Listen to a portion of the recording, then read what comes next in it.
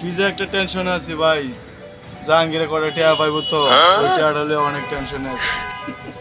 ঈদ গেলেও দিতে পারলাম না, তখন তো বড় আমার কাছে আইবো টাকা লাগে, কি যে করি। আরে ভাই কি যে করবো এখন বুঝে না গেছি, টেনশনে সব না, ওর টাকার চিন্তায় আমার ঘুমায় না ভাই, কেমনে যে দেই।